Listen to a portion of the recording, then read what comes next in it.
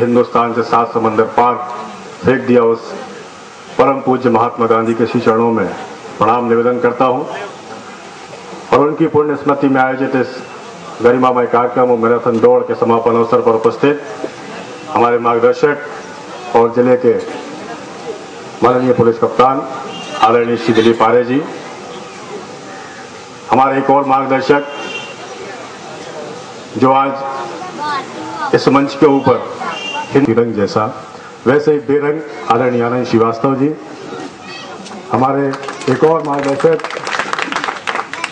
जिनकी प्रेरणा से हम हिंदू धर्म का प्रतिनिधित्व आप करेंगे, तो समाज ने, सरकार ने जिनके कंधों पर समाज के हर वर्ग की सेवा का दायित्व सौंपा है, पुलिस कप्तान का सम्मान बराबर करना है। इसलिए मैं मानता हूं कि 4 प्रतिनिधि भले ही 4 धर्मों के हों, पर हम 2 लोग जो यहाँ पर उपस्थित हैं वो पूर्णतः धर्मनिरपेक्ष हैं। मैं व्यक्तिगत रूप से इसलिए भी धर्मनिरपेक्ष हूँ क्योंकि मैं विशुद्ध रूप से हिंदू जाति की शुरुआत जहाँ से प्रारंभ होती है उस ब्राह्मण परिवार में पैदा हुआ, इसलिए हिंदू हूँ। मैं जिस मोहल्ले में रहता हूँ वो सिखों का मोहल्ला है। जब सुबह नींद खुलती है तो पवित्र गुरबाणी की आवाज़ इन कानों में जाती है और अपना मन जो है वो एकदम शांत हो जाता है। मैं धर्मनिरपेक्ष इसलिए भी हूँ कि जब समाज के भीतर काम करने जाता हूँ तो मेरे सबसे ज़्यादा मित्र मुस्लिम समाज के लोग हैं। आपके हिंडोरिया शहर में यदि देख लिया जाए तो आदरणीय MM राही साहब, सुजात भाई और अनेक ऐसे मुस्लिम मित्र हैं जिनसे रोजाना मिलना होता है। और जैसा कि पादरी साहब ने कहा कि क्रिश्चियन समाज के लोगों से मेरे बड़े घरेलू और पारिवारिक ताल्लुकात हैं। मुझे प्रभु यीशु मसीह के प्रेम, दया और करुणा का भाव जो है वो अपनी ओर खींच कर ले जाता है।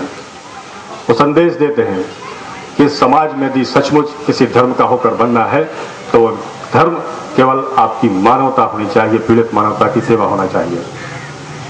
राष्ट्रपिता महात्मा गांधी को मैंने बहुत पढ़ा, तकरीबन 142 किताबें छोटी और बड़ी उनमें शामिल हैं जिनमें गांधी के अनछुए पहलुओं को जानने की कोशिश की।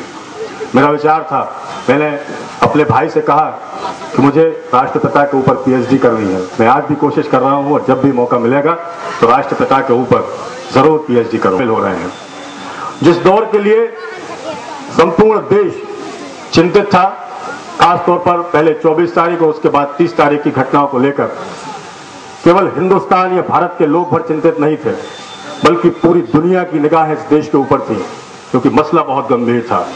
मुद्दा इतना गंभीर था कि सारी दुनिया चाहती थी कि इस देश में कुछ ना कुछ हो। हम आदरणीय SP साहब के साथ अभी चले आ रहे थे, उन्होंने जो जानकारी दी, आप सब जानते हैं, यदि इस देश में एक दिन बंद होता है, एक दिन कुछ उपद्रव होता है, तो पूरे देश में 30,000 करोड़ रुपए की इकोनॉमी का लॉस होता है। 30,000 करोड़ रुपए जो है वो हमारी आर्थिक स्थिति को कमजोर करते हैं। सर इतने 30,000 करोड़ रुपए, आप कल्पना कीजिए। और जैसा कि आदरणीय SP साहब कह रहे हैं कि यदि इतना पैसा जो एक दिन की हमारी अर्थव्यवस्था है, उस व्यवस्था से 100 एम्स हॉस्पिटल, दिल्ली आप लोग गए होंगे, आप लोगों ने देखा होगा एम्स के हॉस्पिटल तो बड़े विशाल है जहाँ सारी सुविधाएं हैं, ऐसे 30 हॉस्पिटल बन जाएंगे। 100 हॉस्पिटल 30,000 करोड़ रुपए में। आने वाले समय के लिए नजीर होगी। आप सबों का धन्यवाद करना भी हमारा नैतिक दायित्व है, खासतौर पर समाज का एक जिम्मेदार नागरिक होने के कारण मैं अपने पत्रकार समाज की ओर से और तमाम वर्ग दमों के राजनीतिक, साहित्यिक, आध्यात्मिक और धार्मिक संगठनों की ओर से आप सबके प्रति साधुवाद देता हूं, धन्यवाद देता हूं कि आपने 30 तारीख के दिन शांति का परिचय दिया, आपने भाईचारे की मिसाल कायम की और 3 दिन बाद आज राष्ट्रपिता महात्मा गांधी को याद करके आप सब यहाँ पर एक मैराथन दौड़ का आयोजन कर रहे हैं। ये दौड़ के बारे में भी कुछ कहना चाहूंगा। खेल के मैदान सबसे ज्यादा धर्मनिरपेक्ष होते हैं, खेल के मैदान सबसे ज्यादा सामाजिक समरसता का केंद्र होते हैं, खेल के मैदान हमें एकता के सूत्र में बांधने का काम करते हैं। ये वो मैदान होते हैं जहां न कभी कोई हिंदू को पूछता है, न कभी मुसलमान को पूछता है, न कभी सिख को, न ईसाई को, न जैन को, न बौद्ध को। एक टीम होती है। देश में लोग रावण के चरित्र को बहुत ज्यादा खराब मानते हैं, पर मैं आप सबके बीच में रावण के एक अच्छे चरित्र का वर्णन भी यहां से करना चाहूंगा, जो कि आज के इस कार्यक्रम के दौर में लाजमी भी होगा। रावण प्रकांड विद्वान था। रावण के बारे में जिसने जितना जाना तो सब मानते हैं कि यदि उसकी राक्षसी प्रवृत्ति नहीं होती तो रावण से ज्यादा बुद्धिमान ना तो कभी इस सृष्टि में पैदा हुआ है और न कभी होगा। तो कहते हैं कि न भूतो न भविष्यति। रावण जब अपने बाल्यकाल में थे तो उन्होंने इस देश में, इस दुनिया में सामाजिक समरसता का सबसे बड़ा उदाहरण पेश किया। और मैं मानता हूं कि मुझसे पहले शायद ही किसी ने इस वाक्यों को सार्वजनिक मंच से सुनाया हो, क्योंकि जिस देश में राम को आइडियल माना जाता है वहां रावण के बारे में बताना लोग गलती समझते हैं। रावण जब इस तरह की उम्र में अपनी किशोर अवस्था में थे तो इसी तरह से कबड्डी का खेल उस मैदान के ऊपर चल रहा था। चलते चलते एक शूद्र बालक उस खेल को देखने के लिए वहां पर खड़ा था। रावण बचपन से ही बड़े सिद्धस्थ थे, बड़े जानकार थे। उन्होंने शूद्र बालक से पूछा कि आखिर तुम क्यों दूर खड़े हो, जब सब खेल रहे हैं तो तुम क्यों नहीं खेलते? तो शूद्र बालक ने कहा कि मुझे ब्राह्मणों के बालकों के साथ खेलने का अधिकार नहीं है। आप ब्राह्मण बालक हैं, आपकी टीम अलग है, हमारी टीम अलग है, पर मैं केवल आपके खेल को देखने के लिए यहां पर इकट्ठा खड़ा हुआ हूं। रावण के अंदर की जिज्ञासा उत्पन्न हुई, उसके अंदर जिज्ञासा उत्पन्न हुई। उसने पूछा कि आखिर तुम्हें लोग कैसे पहचानेंगे कि तुम शूद्र हो? तो शूद्र बालक ने बड़े सहजता से जवाब दिया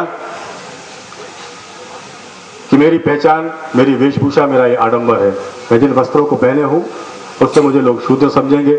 आप जिन वस्त्रों को पहने हैं उन्हें लोग ब्राह्मण बालक समझेंगे। रावण ने अपने वस्त्र उतारे, शूद्र बालक को पहनाए और फिर उस बालक को ले जाकर टीम के सामने खड़ा किया और कहा कि ये भी हमारे साथ खेलेंगे। खेल चलता रहा। चलते चलते उस खेल में आखिरकार उस टीम की विजय हुई जिस टीम में वो शूद्र बालक ब्राह्मण बालकों के कपड़े पहनकर खेल रहा था। लोगों ने सहजता के साथ, उन खिलाड़ियों ने, ब्राह्मण बालकों ने रावण को अपने, उस शूद्र बालक को अपने कंधों पर बिठाया और जिस तरह का प्रदर्शन खेल के मैदानों में होता है वैसा किया। तब रावण ने उन ब्राह्मण बालकों से सवाल किया कि आप जानते हो कि ये कौन है? उन ब्राह्मण बालकों ने सहजता से जवाब दिया ये ब्राह्मण बालक है। रावण ने फिर सवाल किया कि आखिर आपने कैसे पहचाना कि ये ब्राह्मण बालक है? तो ब्राह्मण बालकों ने फिर सहजता से जवाब दिया कि हम उसकी वेशभूषा, उसके आडंबर को जानकर ये अनुमान लगा गए कि ये ब्राह्मण बालक है। पर जब रावण ने बताया कि केवल कपड़े इसके ब्राह्मण बालकों के हैं बल्कि ये शूद्र बालक है, और उस दिन से संदेश रावण ने दिया कि इस देश में, इस दुनिया में रक्त क्रांति की आवश्यकता है। जिसका खून लाल है वो हिंदू न है, न मुसलमान है, न वो ब्राह्मण है, न हरिजन है। और सामाजिक समरसता का इससे बड़ा उदाहरण अनादिकाल में और दूसरा कोई नहीं हो सकता। आज फिर से वही आवश्यकता है। मैं आप सबों से बहुत छोटा हूं।